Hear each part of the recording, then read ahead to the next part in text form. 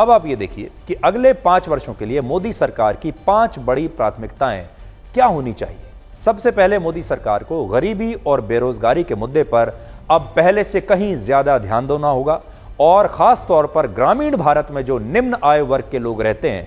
जिनका गुजारा अभी इतने पैसे में नहीं हो पा रहा है, सरकार को उनके बारे में अब बहुत गहराई से सोचना होगा और ऐसी नई नीतियां बनानी होंगी जिससे ज्यादा से ज्यादा लोगों को रोजगार मिले। दूसरा,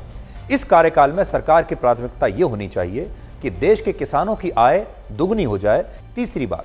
बीजेपी को हिंदुत्व के एजेंडे का अब विस्तार करना होगा। इस हिंदुत्व के एजेंडे में दलित और पिछड़े वर्ग को भी साथ लाना पड़ेगा, क्योंकि इन चुनावों में दलित और पिछड़ों के वोट बीजेपी से बाहर निकलकर विपक्ष के पास चले गए और इसी से बीजेपी को बड़ा नुकसान हुआ है। चौथी बात, मोदी सरकार को अपने तीसरे कार्यकाल में दक्षिण भारत के राज्यों पर अब पहले से कहीं ज्यादा ध्यान देना होगा और दक्षिण में बड़े बड़े प्रोजेक्ट्स और उद्योग लगाने होंगे, जिससे सरकार अपने काम के जरिए दक्षिण में लोगों से जुड़ सके और खुद को और ज्यादा समावेशी बना सके। पांचवां, सरकार महंगाई के मुद्दे को भी दरकिनार नहीं कर सकती और इसलिए महंगाई को नियंत्रण में रखना सरकार की बड़ी प्राथमिकताओं में होना चाहिए।